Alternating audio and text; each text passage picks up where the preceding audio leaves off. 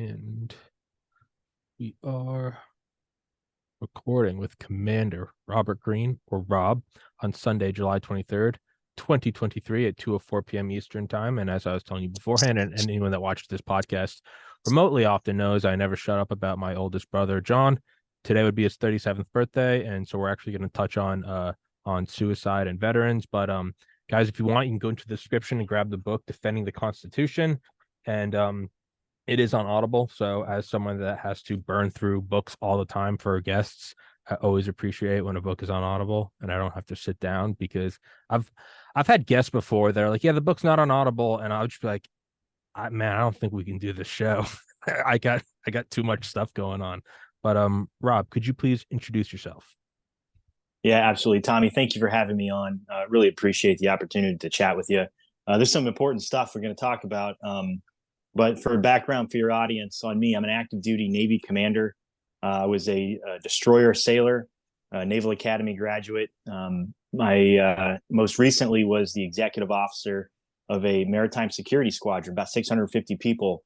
And that's about where the story picks up and gets interesting from the perspective of what your audience might be interested in. But I got fired from that position for standing up to the COVID-19 mandates, testing mandates, the masking, and of course the vaccine itself. I was, set aside, exiled for about 7 months. They didn't know what to do with us, planning to kick us out, either court-martial or involuntarily separate me and tons of others. They got a lot of those people out before we started winning in court. Put a stop to it, and ultimately built enough consensus that the Congress stepped in to put a stop to the mandate for the military. But the fight's not over. It goes on. There's shadow policies existing right now in the U.S. military. The people who have been harmed and hurt in many ways, we'll discuss some of that. They have not been made whole. The DOD, they're beholden to politics, the most senior leaders in the military, and I will name names because I do it in the book and I'll do it with you. They are following the whims of politics and protecting their own careers before they're deciding to do the right thing. And so we're seeing some pretty egregious nonsense that we have to get out in the open. We got to chat about. So I'm grateful to be here with you. Thank you for what you're doing. I see your podcast has taken off, and I'm grateful that you're giving me the opportunity to speak. Well, thank you, sir. It's a long, slow, steady, and undescribably painful path building this podcast. It looks cool. It looks cool in hindsight, but I mean, yeah. What I did think was maybe most cool has how you open up, and concerning bodily autonomy and medical treatment. I had no idea. I mean, in this country, it really goes back to the founding fathers. Like that's, I always, because I'm a cocky idiot, I always like to think that I'm somewhat well read, and then I get smacked in the face with something I had no idea about. Could you maybe touch on that? How this, I mean, this goes back to the 1700s. It does. It does. And one of the things that I try to discuss in the book, I try to start with the founding fathers. I tie in the founding fathers into every chapter of the book, something they experienced, a quote from them, tie it into something that we're experiencing now. And we understand a lot more about medicine, the human body now, than what our founding fathers did back then. But the British, when they were doing their slow encroachment into the colonial Americans' lives and trying to control every aspect of their lives, tax them, control them, quell any dissent. We're certainly seeing that now. But what they were doing, one of the things they did that pushed everybody over the edge was they initiated the Quartering Act. Mm. And the Quartering Act, as you read the book, and for your audience, the Quartering Act is where they asserted a right to house British troops in the homes of colonial Americans, to house and quarter them. And so the colonial Americans decided that, hey, this is a bridge too far. It's a line in the sand. There is no further line of retreat for them. And so they pushed back. It was one of the things that got all the colonies to join together and push back against the British. And so that's the situation we're in now. And when they did end up winning that war and eventually getting to the Constitution, they actually wrote an amendment into the Bill of Rights, the Third Amendment, And the Third Amendment is pretty simple. It's never been adjudicated in court. Like it's never been brought up. There's never been a lawsuit that has challenged anything about the Third Amendment because it seems so simple. It's so important now. Like, and we couldn't imagine our government housing troops in our homes. Well, the Third Amendment very explicitly says that you cannot do this except under specific situations where it's written into law. And so that's where we're at now. And I assert in the book that had the British been chasing colonial Americans down with medical treatments they did not want or need, you better believe they would have written an amendment into the Constitution specifically protecting individual medical freedoms. That obviously didn't happen back then from the British, and so that's the situation we're in now. We're at the last line of defense. We're at our bodily integrity. There is no other place to retreat. If we don't, get to decide what medical treatments we will accept for ourselves, if we don't get to have the say in our individual risk analysis, there is no other place to go for individual liberty, and the Constitution is essentially dead. Yeah. Yeah, there's a funny meme where it's the Joker from the Dark Knight with Christian Bale, right? And he's got his like purple corduroy jacket or whatever, and he opens it up during the mob meeting. He's got all these grenades tied to one another and with one string going out to his finger. And there's a great meme I saw in 2020, and it was like them. How serious are you about not getting this vaccine? And then it was like me. It was like holding this thing. But really, that's what it does come to, right? I mean, I got banned from YouTube. I didn't get banned from iTunes. I was just never allowed on, which I didn't even know was possible. I've been IP banned from Reddit. I've been banned from Twitter, and then I got put back on Twitter. All things that are, they suck, they hurt, but you keep moving forward and whatever. But your own body really is, man, it is like the final, you're in the center of NORAD. They've opened every vault door. There's nothing left. And if you don't have that, then no, you don't have anything. And I think that's why so many people planted their feet firmly there. Yeah, I mean, we drew a line in the sand. Yeah. And from looking at the other side, I always like to think of these as operational battle problems. So I put myself in the enemy's camp and Sure. think like them. And if I wanted to exert control, if I wanted to ensure that we had all the power and could make the world the way we wanted it, if I thought like a globalist, bodily autonomy would be the final frontier. Yeah. And we are finally exploring that. We would finally be able to exert some control. You probably are familiar with fifth generation warfare. And so using the tools of that style of warfare, if I were a globalist and if I were trying to do this with the federal government, hey, we've made some great strides, right? We're there.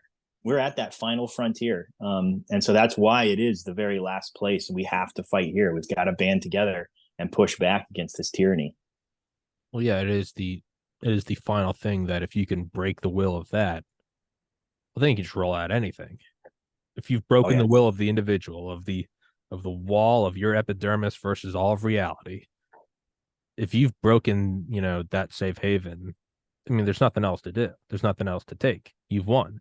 And it, just like post 9/11, I was 11 years old when that happened.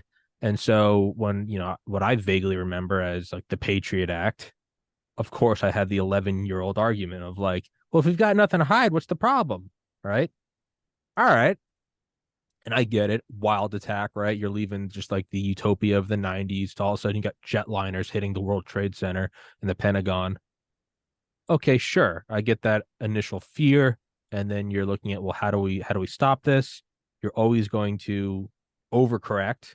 The agencies weren't communicating. Well, then we have to have something that's sweeping. And so there's so much information. The NSA has to, all right, yeah, I get that. But as more and more time goes on and you start to view it and you go, really nothing good has come from that. And you go, well, how did we not see that?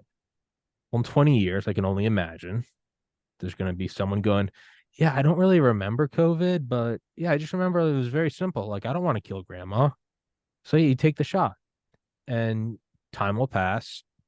and we'll look back at this and go, nothing really good came from that. But there's really no undoing these sweeping national security acts. You they're never going to relent that. It's just there now. Is that correct? Well, it's like a bully, right? If you take a step back from a bully, the bully is going to fill that space, Yeah.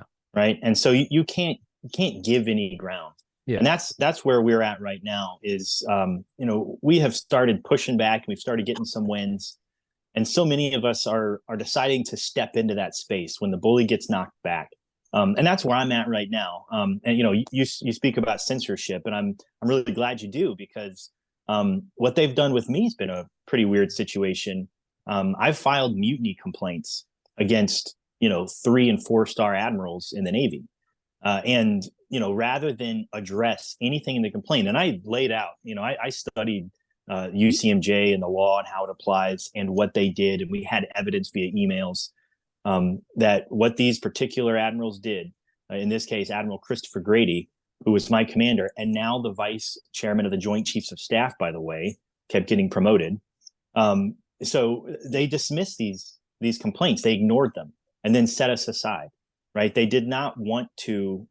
They didn't want to give us a bigger platform. They didn't want to speak to us about it. And that's the situation we find ourselves in now. In any normal situation, you have a much more junior officer in your organization speaking out, calling you out by name for breaking the law, which you did, then you would expect something to happen. You would expect them to say something to me, hey, cool it.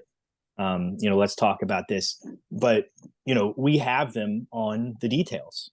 They did break the law. They broke the law governing FDA approved products. They broke the law for protecting religious expression, for protecting religious liberty in the military. I think they broke the law under the UCMJ, a few of them for mutiny. And so, what they've done, it's a form of censorship. They will not address any of these details. They won't discuss them with us. They try not to in any way, those of us who've been aggressive stepping into the bullies' space, they have not given us a platform by harming us in any way. But they will go after any of the junior members, and they'll do some egregious things to them. And I'll discuss some of that on the show with you today. But those of us who might help get the word out, if they fired me and kicked me out of the Navy, then, that's a story that even mainstream media might be interested in. So they don't want to do those kinds of things. And so it's a form of censorship. They won't want to discuss it. They did not. We filed tons of internal memoranda, reports, complaints, anything to get them to address these details. And so at this point, we've got to go outside the organization and wake up the American people, because these people will not, our leaders, the most senior, generals and admirals in the DoD, will not do the right thing. They will not dig in on this issue. They are going to protect their careers first. And I mean, then there's the precedent, or even if it's not written into law, there's, I guess, like the unwritten precedent is if no one steps up, in 10 years, we'll be like, well, we did this back then, and it'll be 2033. They'll be like, well, we did this with COVID shots. No, it wasn't written into law, but it's kind of what we do, right? And it's not written into law, but at the same time, it's like there is just a precedent, right? It's like we haven't declared war since World War II. Okay, but imagine saying that to somebody in 1945. They'd be like, okay, well, it's not written down, but we're going to declare war. And then you got Korea and Nam, and you keep going forward, and you go, oh, it's been almost 80 years, and no one bats an eye because it's just kind of the thing we do, right? And yeah, I think there's some real problems with that. And then with censorship, I mean, I kind of don't even get worked up about it anymore, because it's just been like 3 years of me screaming about it like an unhinged person, that now when it comes up to like, the U.S. government was working with big tech, I'm like, yeah, I know. Yeah, I get it.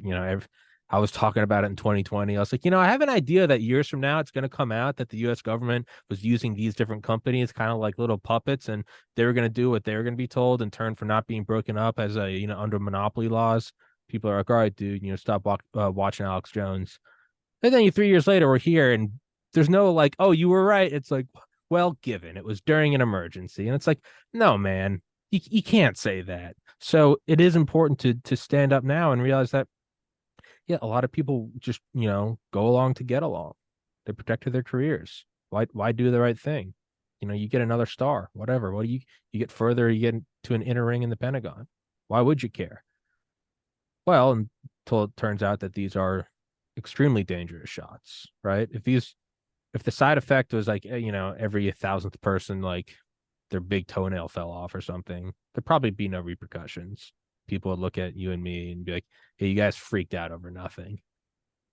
But the repercussions of this are, foot-long blood clots that look like calamari, 8-month-olds having heart attacks, really normal stuff.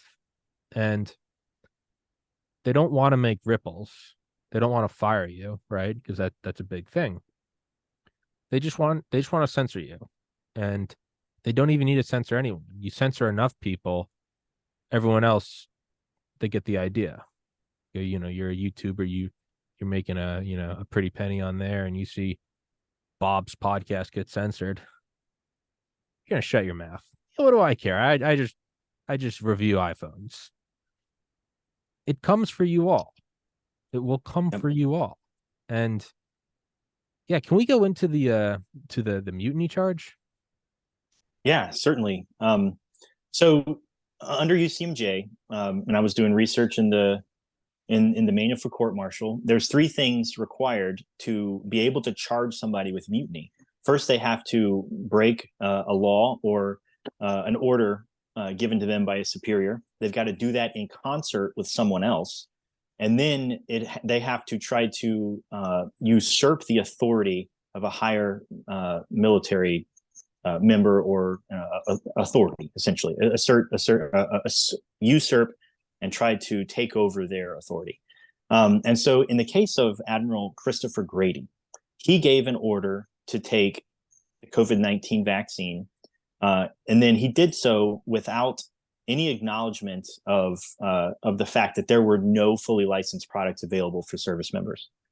All right, and they actually, his deputy commander actually sent an email out acknowledging the fact that there were questions surrounding this. Well, what about the differences between the EUA product, the emergency use authorized product, and the fully licensed product? And they said, well, and this is the in concert part. They said, well, the Surgeon General of the Navy just wrote this memorandum saying there's no difference between the two, so go get it. Well, hang on. The FDA themselves said that they are legally distinct, right? It doesn't matter if they're essentially the same thing.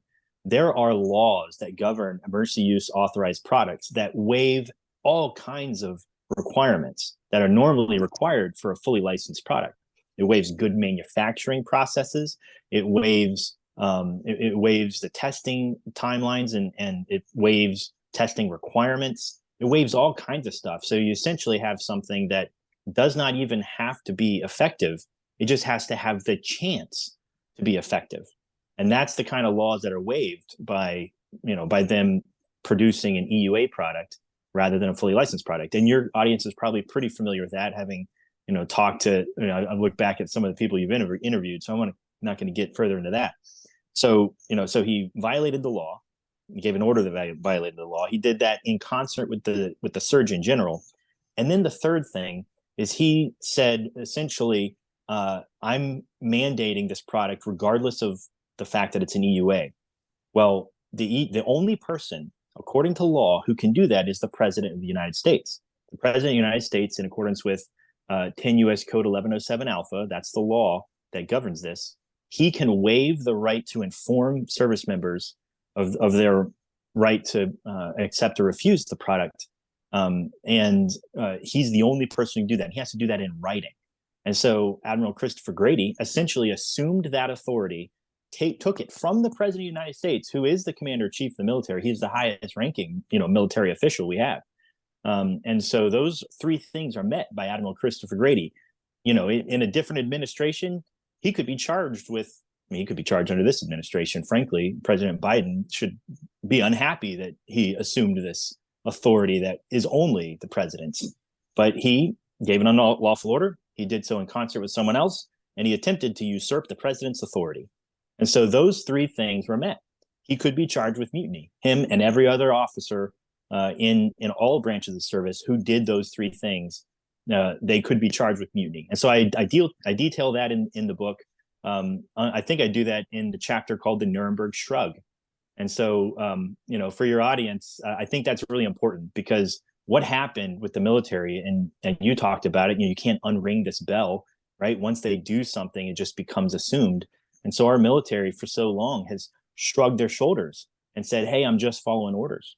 In the Navy, we have this thing called the ensign shrug, right? It's just it's a funny name for, the ensign is the lowest ranking officer in the Navy. They don't really know much, basically just out of college, just commissioned. And so the commanding officers and senior deck plate leaders in the Navy, usually a chief petty officer, take the ensign under their wing, teach them something, so that they can actually go lead and understand what they're doing. But until they understand, what they're doing and how to lead and what all the systems are aboard a ship, they're typically giving the ensign shrug when they're faced with things they don't understand. And so all of our senior military leaders were doing that. They were giving the Nuremberg shrug and saying, hey, I'm just following orders. And so it's important to understand that is not a valid excuse. You have an obligation, all you officers, all you senior enlisted members, you have an obligation to understand whether a order that you are given and an order that you pass along is lawful or not. You cannot just say, hey, I'm just following orders. You've got to make sure that it is lawful, that it doesn't violate the Constitution, and it doesn't violate the rights of those under your charge. And our military has abandoned that, and has for some time. And so that's where we're at right now. They're still giving the Nuremberg shrug. Yeah, I mean, the My Lai massacre, right? Somebody has to do the right thing. No one wants to, because it's so much easier to just go along, but someone has to. I didn't know that you had to do it in concert. Is that so, like, that implies a conspiracy, like a conspiracy to overthrow? Yeah, I think it's a difference between that and just Individual recklessness. Right. Or yeah, so it's specific to the mutiny portion of that, as opposed to disobeying a lawful order. Those other two elements add to it, make the mutiny a much more serious charge, because you're doing it with other people, not just you on your own, and you're trying to usurp somebody else's authority. Right? Think on the ship. You're killing the captain and taking over, making it a privateer vessel. Right? Yeah. I mean, we haven't had that problem in a very long time. Yeah. But in this case, when we were talking about individual constitutional rights and the obligation that that our senior officers have to protect individual constitutional rights, well, they committed mutiny. Just kind of wild question from left field. What would happen if someone actually tried to, like, overthrow an aircraft carrier today? Do you think they'd just be shot? I'm sorry, just do stupid civilian question. Like, would it just be snuffed out so quick? Well, I mean, they have they have garrisons of troops there and there's it's not going to happen. It would just be pops. It would just be so, like me versus Mike Tyson. Like, all right, Mike, put him up, and just wake up in the ICU. Yeah, that's probably what it would be like. So I'm just kind of more focused on it because it's just such an interesting thing to talk about mutiny in 2023. So if it's in concert with the Surgeon General, now they're not in the Navy though. So why so the Navy Surgeon General? Oh, you're talking about naval surgeon. Okay, I was Navy talking about. All right. Yeah, and so he's a 2-star admiral. Oh, all right. I think recently retired. So these folks are heading for the hills as fast as possible. Is what it seems like to me. Now, are there going to be any repercussions from this? I mean, are so many people going to kind of continue to shrug? It's like, yeah, well, whatever. That was a weird time. COVID was a weird time.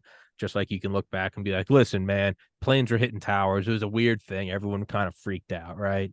I think it was John Poindexter was an admiral who was brought back on by the NSA like a couple days after 9/11. I think he had been, like, dishonorably. I don't want to, like, slander him. I don't know what the exact. It was in James Bamford's Shadow Factory, the post 9/11 ultra secret NSA. He had this idea for something in the 90s called TIA, Total Information Awareness. And when it was brought on board, they were like, this is so Orwellian. Like, no, you can't do this. And he got charged for something. And he was pretty much, his name was like just dragged through the mud. And then like 3 days after 9/11, they brought him back in. They're like, what was that thing you were cooking up? And, whether or not it went into effect, we don't know. Wink, wink. But that's an example of this sort of extreme scenario. Kind of you just pull out and go, hey, listen, let bygones be bygones.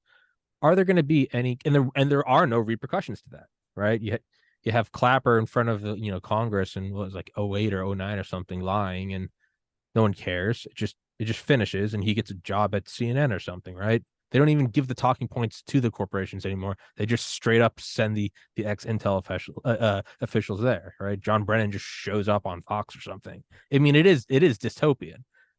Is anything going to come of this? Or, I mean, something would have to come from this, right? Because there were and are actual injuries.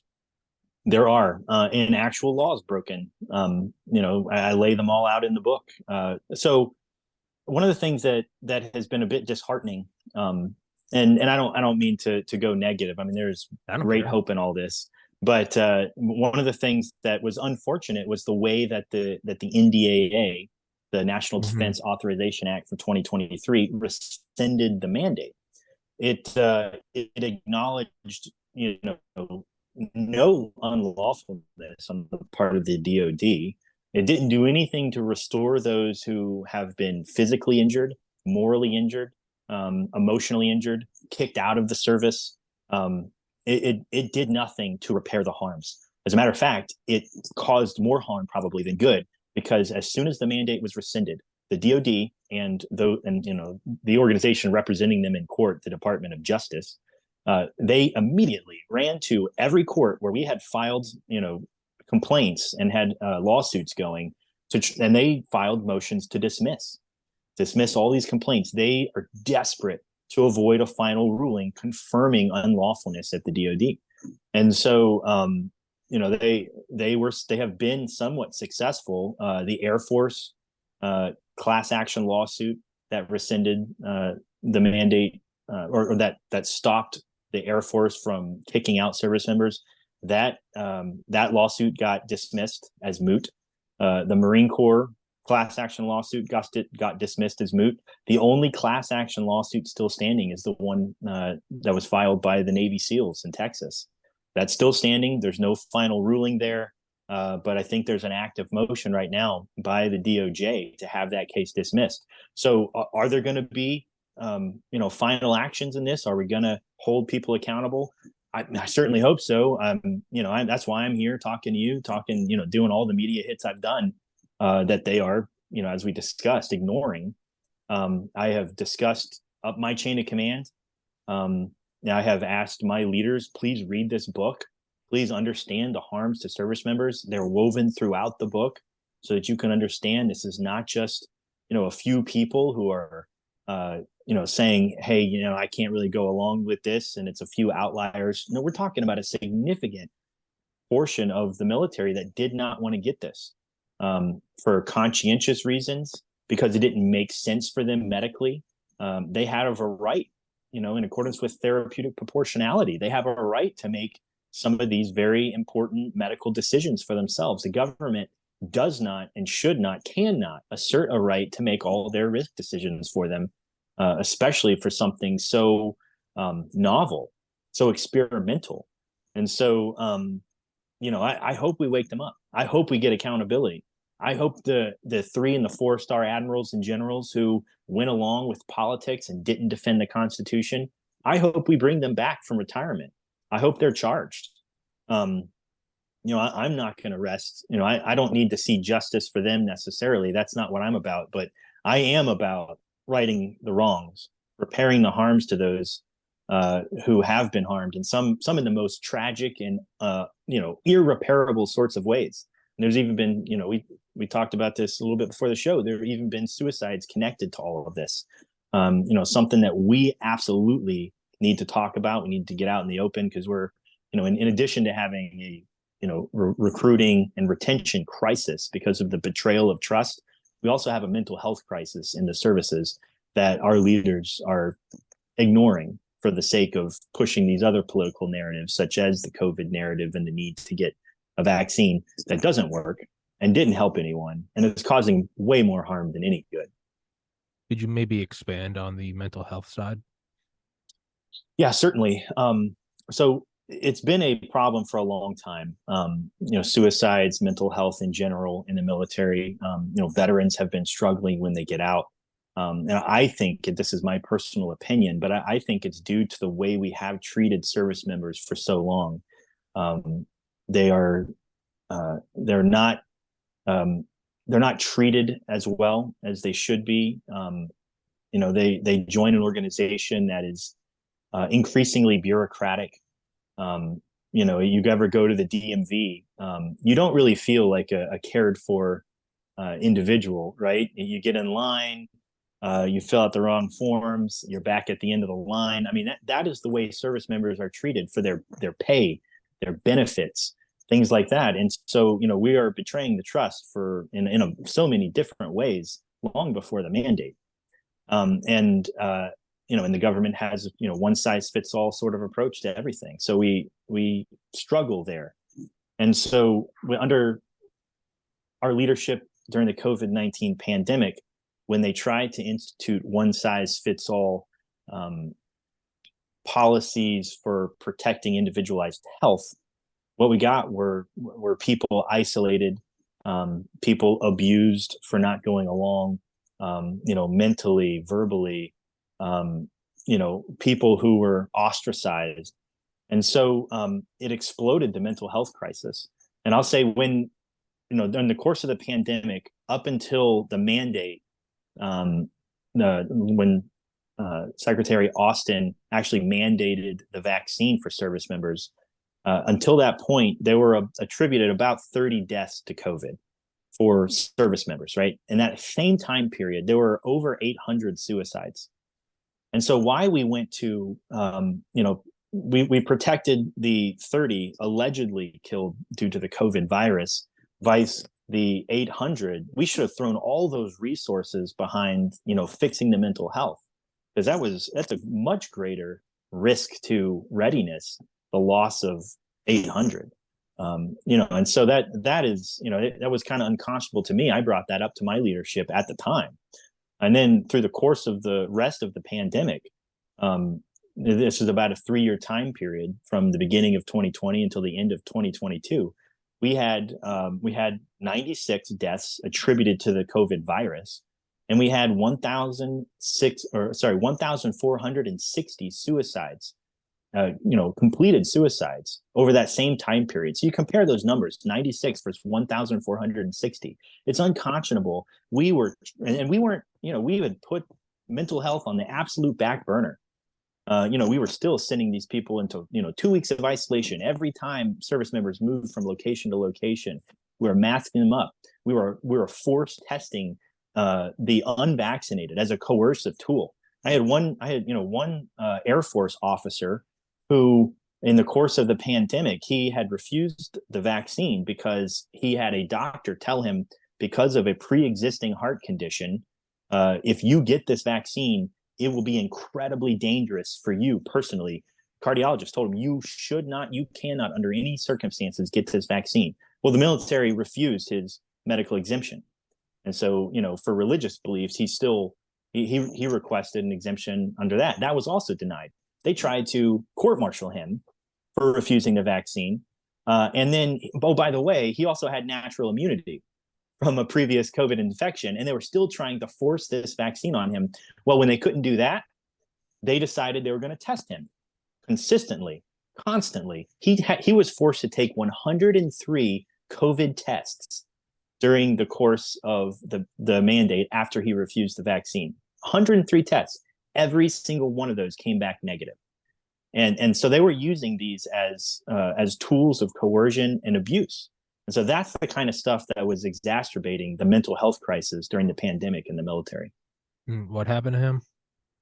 So ultimately, he was able to stay in thanks to the Air Force lawsuit. He was covered by the Air Force class action lawsuit.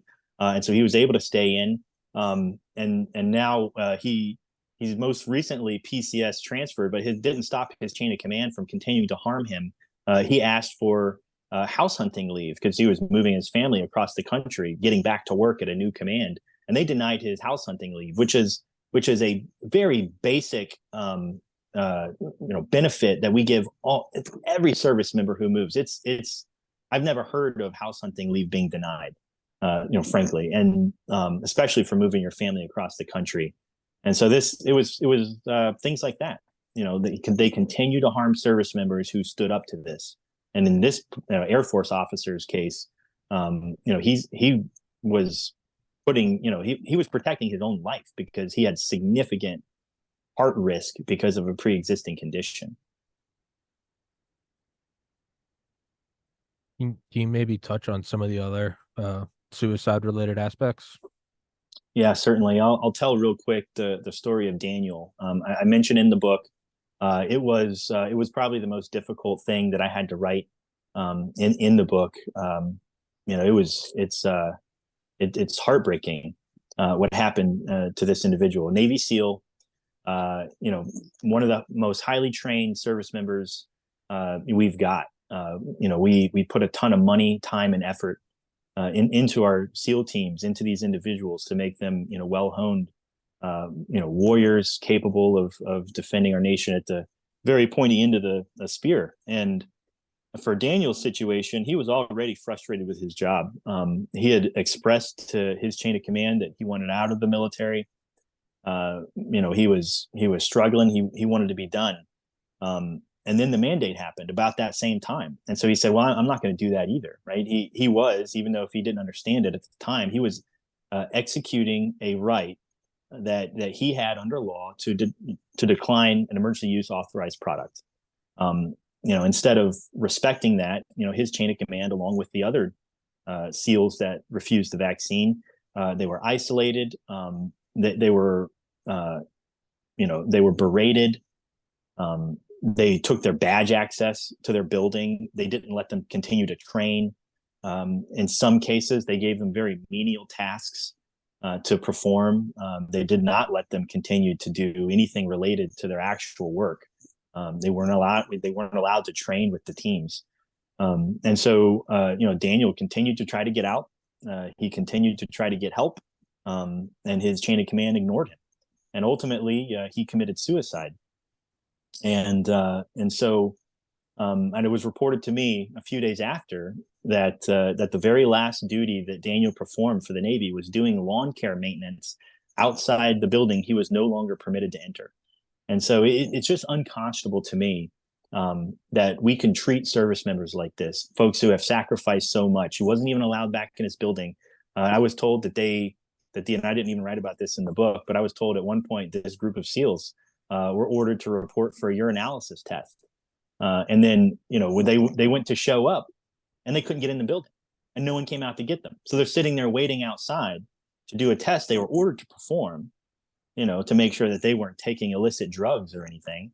And they're not given access to the building. No one came to meet them. And they're calling around trying to get in. This is the same chain of command that after Daniel committed suicide, they ordered everyone to go to full blackout mode. They didn't want it reported anywhere. They told the folks, they gathered up the command, told the folks, do not talk to the media, do not talk to anybody else, and certainly don't talk to the other unvaccinated Navy SEALs. Well, there were unvaccinated Navy SEALs at that meeting. And so they're confused. Like, why wouldn't you want to tell us? We've been isolated with this guy. We've been trying to take care of him. And yet we have this full blackout. I mean, it's all, politics, careerism. I mean, no one, when you get to these senior levels of leadership, I don't say no one, because there are a lot of good ones that are trying to do the right thing as best they can. But very few are making the tough decisions to defend individual rights and to take care of service members. They are protecting themselves first. And that's very unfortunate. Are there any shining examples of people doing the right thing? Is there anything to maybe inject a note of optimism into this episode? Yeah, well, I do. The title of the book is "Defending the Constitution Behind Enemy Lines: A Story of Hope for Those Who Love Liberty." And so what I'll share with you is that so many of us, we found each other during this time. We have built an incredible bond with the rest of us that are willing to take these risks to do the right thing, who are not going to go along. Some of them very senior. I found a number of 06s, captains, the Navy colonels in the Air Force and Army and Marine Corps, who have elected to do the opposite of what we've been describing. I'm telling you the worst of it. But there are a number of them, unfortunately a much smaller percentage, but there are a number of them willing to stand up and do the right thing. So many junior people, a great many more junior people, elected to assume this risk to their own careers, to their own livelihoods, to do the right thing.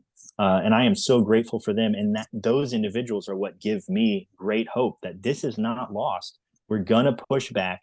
And our founding fathers were outnumbered, and they didn't have all of the rest of the colonial Americans with them. They were the minority speaking out so aggressively.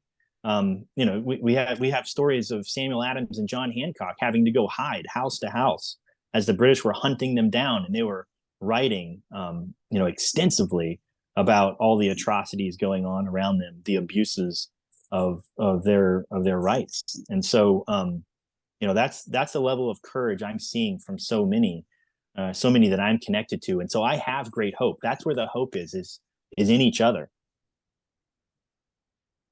Yeah, man.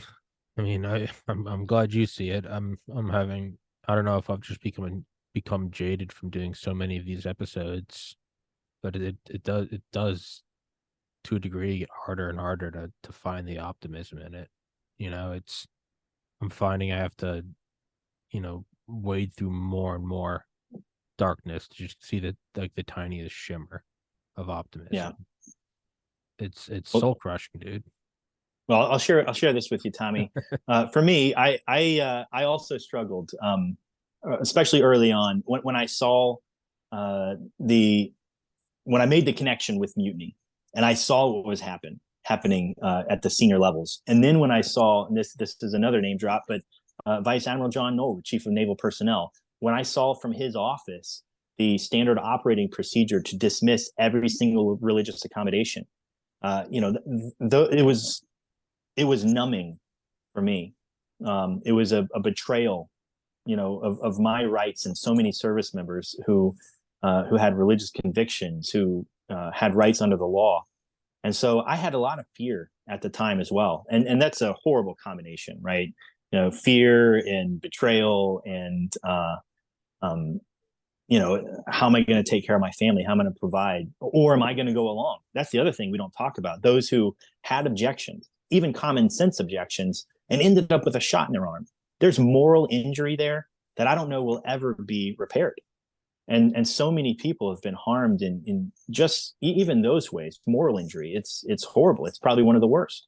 Those people are much more victims than I am, or any of us who did not end up with a shot in our arms. Even those who didn't end up, physically injured. The fact that they went along, so many of them are regretting it.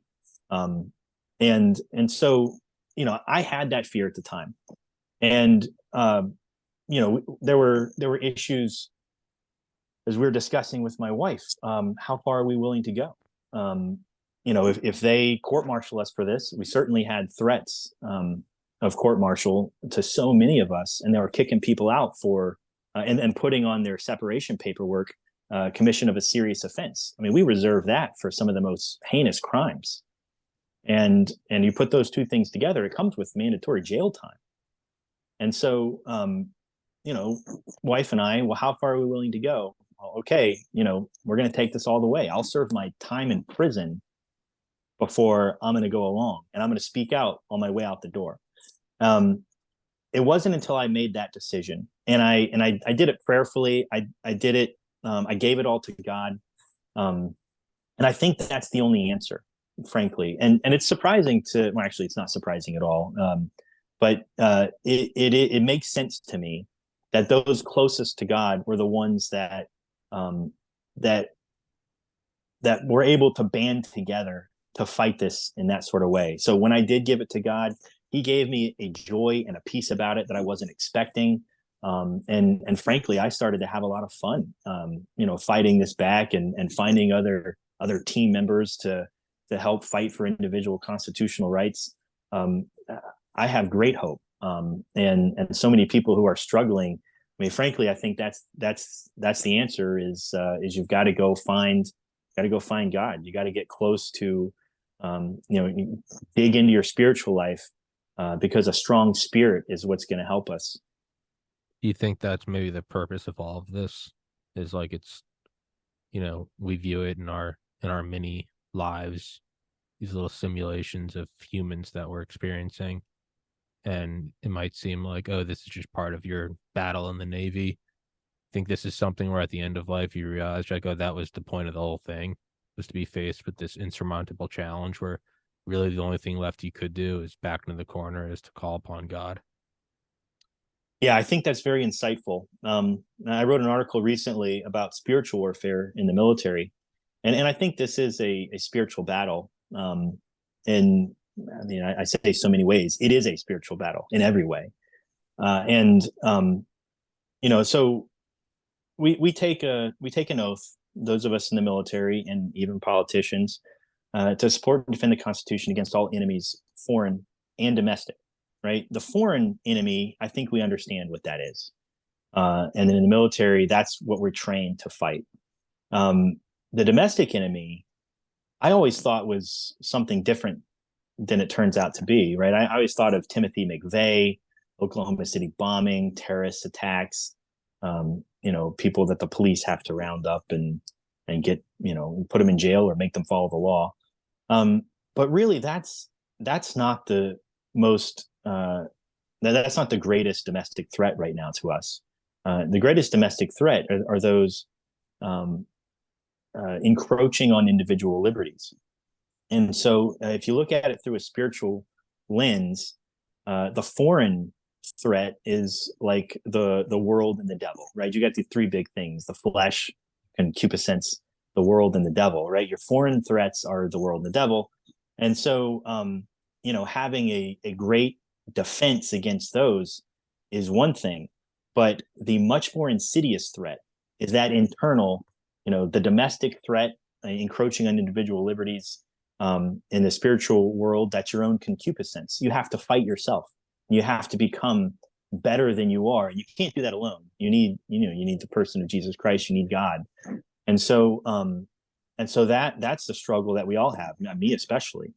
And that's if you look at our fight right now in terms of that spiritual battle, we as a nation can be perfect in defending against foreign threats, and we can still lose our nation. We can still lose it by not having the discipline to be good in protecting individual freedoms, individual constitutional rights. And so, that's where we are right now. And if you see the whole thing in spiritual terms, then it'll help you know where you got to dig in, as a nation or as an individual. I guess this kind of comes to the biggest questions. That's always the hardest to ask is, everyone always kind of dances around it, and you're more than welcome to, is, was this all intentional? The virus, the shots, was this all intentional? To, on the lightest note, it would be, to enact form of control, digital passports to control the movement of people. That's always important if you're a tyrant. Or was it there to purposely go out and weaken individuals, something to go out and harm everyone? Because if you look at it as a battle, like a battle plan, it is brilliant, right? You hit them with the virus, everyone's terrified. Yeah, just get the shot, shut up. And it's, even have that perfect sort of duality in politics. It's the Trump vaccine, and half of America's like, I'm not taking a Trump vaccine. The other half's like, hey, it's from Donnie. And then, it switches over to Biden. People are like, get the vaccine. And it's this weird kind of, almost bipartisan shot. But so many people were hurt. And then you have things like SPARS in 2018, 2016, whenever that was. So much of the stuff seems like it's just been, and it could also just be devil's advocate. It could just be that we're always constantly preparing for threats. And, now I'm looking back and cherry picking one threat when in reality, there's also probably a threat. They probably did some threat training in 2018 that was about, what happens if a nuke goes off in Milwaukee, but no nuke went off in Milwaukee. So there's, you look back at that training exercise, and you go, yeah, they trained for everything. But because there's a pandemic, we go, why were they training for it? Right. It starts to get, you start to have confirmation bias. And also, I mean, I suppose that we never can know. You could probably at some point determine whether or not it is from a lab, but then it comes down to intentional or not. You're never gonna find that. You never, do you have the CCTV? Do you have like the agent looking at the camera and saying, I'm so and so and I'm intentionally releasing this? You're never gonna have that, right? You can get as close as you want, and then you're just gonna have to use your own judgment. Do you think that because the overall effect was, regardless of what something is, you always have to look at what the overall effect. The overall effect was decreasing military readiness. To me, that's a weapon. That's something that not just a weapon, that was an act of war. Now you don't have to touch on any of that because I know that is like super hot or like super just kind of like buzzy, like, oh, don't get near that. Some doctors don't mind going into it here. Some of them say, yeah, I don't want to. So it's up to you. You don't have to if you don't want to. But and let me go first and say I have no idea. I've thought about it. I've done. This is episode 1,300 and whatever. I still have no idea. I'm not, I don't know if this is just my own confirmation bias, seeing patterns where they don't exist, or if this really was something just incalculably nefarious. So sorry for that word vomit, but your thoughts on it? No, it's a great question, and I think it pokes at some of the most important issues that we really are on Earth to try to dig into. What's the meaning of all this, and why are we here? It's that sort of question. And and the only thing I'm not going to touch in there is the politics part. I am still active duty in uniform, Sure. and I frankly don't care what administration is in charge, but I can tell you that, regardless of which side of the aisle or anything else, I wasn't going to go along Yeah. with this on the basis of, if you read the book, then you understand, on the basis of therapeutic proportionality. It didn't make sense for me in my risk for my own health, and it didn't, it violated my religious beliefs, and so for those reasons, I wasn't going to go along at all. However, was this all intentional? I mean, 100%, absolutely yes. Now, who is to blame? That is where I'm going to say, I just like you, I don't know. We're never going to know. God only knows, probably, right? But to your earlier point in the podcast, you discussed the Patriot Act and the slow encroachment into individual liberties. And I'll take you back further. Benjamin Franklin had, said, and I'm going to paraphrase this because I don't have it perfectly memorized, but he had said, if you're willing to give up a little liberty for the sake of a little safety, you deserve neither liberty nor safety. Yeah. And so that's the situation we've been in. Has this been, looking at it from a spiritual perspective, is it intentional? Yes. Who's intending it? Who's behind it? Who's executing it? I mean, 100%. I mean, I believe that, demonic forces have been at play trying to chip away at individual rights, since the beginning of time. And so certainly we're seeing that slow encroachment in federal government and, all levels of government, assuming that they can dictate what makes us safe, and doing so at the expense of our individual liberty. They've been doing that for forever. My own grandfather, this is 30 years ago, when seatbelt laws were first becoming a thing. He refused to wear a seatbelt. He was like, it's going to keep you safe, Grandpa, whatever. No, he's like, no, the government doesn't get to tell me whether I, have to wear a seatbelt or not. I mean, he saw this well before the rest of us did. We look back on his life now, and he was, not going to pay Social Security tax. He's not going to participate in any of this level of society. He's one of those free range humans, my grandfather. And so, he saw this coming before the rest of us did. And we're at the point now where, we're bagged and tagged and sent out into the 15-minute city world. Yeah. And is it intentional? Yes. Are there nefarious humans behind this? Yes. um, are there good intentioned people who were just trying to do the best they could and they got caught up in bigger things than them? Yes. Were there weak people, people with no courage that got caught up in this? Yes.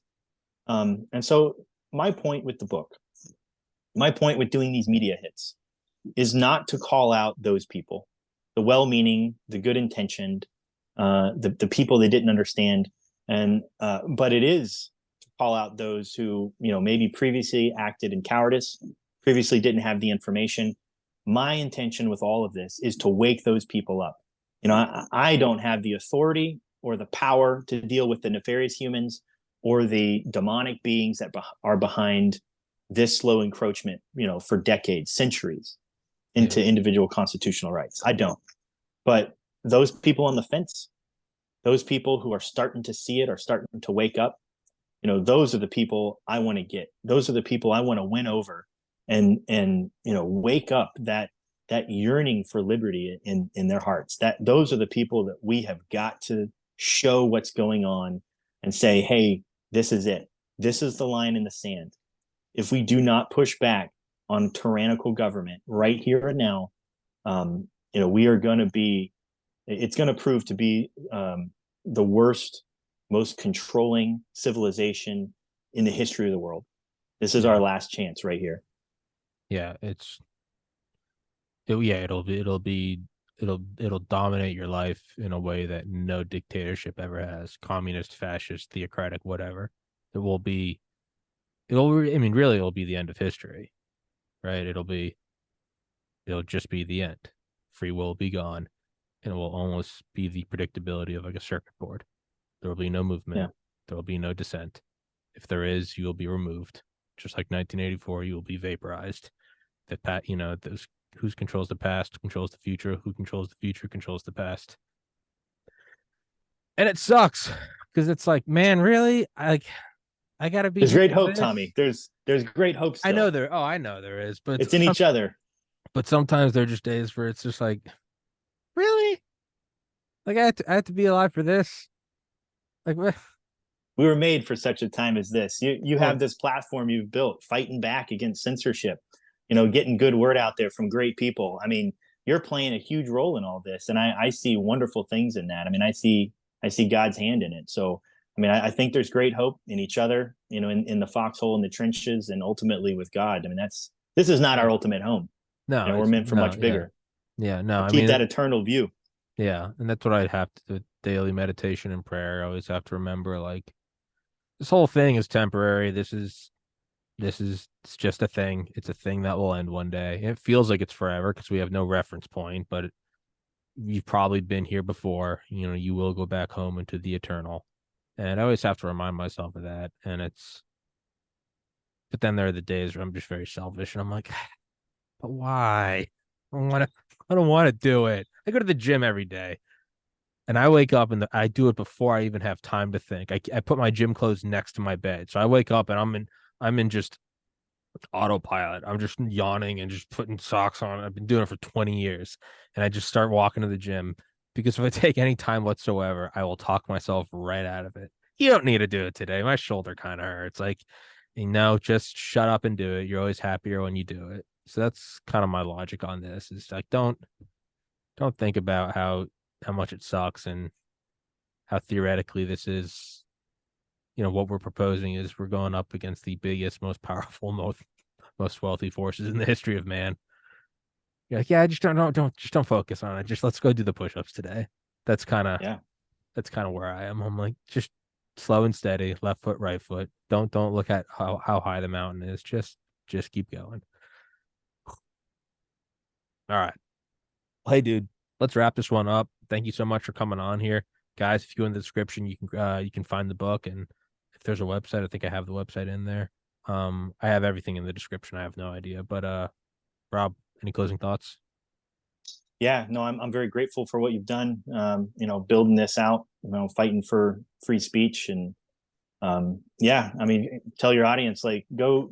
The book is all about the founding fathers, what they meant by what they established. What service members are supposed to do in defending the Constitution, and it's woven in with the stories of service members who stood up to all this. And I hope it becomes part of history. I hope it gives great hope to everybody that especially for the next thing that our government or the DoD wants to try to push that violates the law.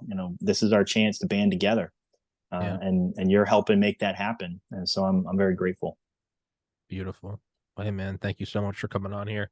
Guys, please go into the description. Please go grab the book. Don't be a communist. Buy the book. Support the good man. And dude, thank you so much for your sacrifice and thank you for coming on here. Yeah, thank you, Tommy. Thank you, sir.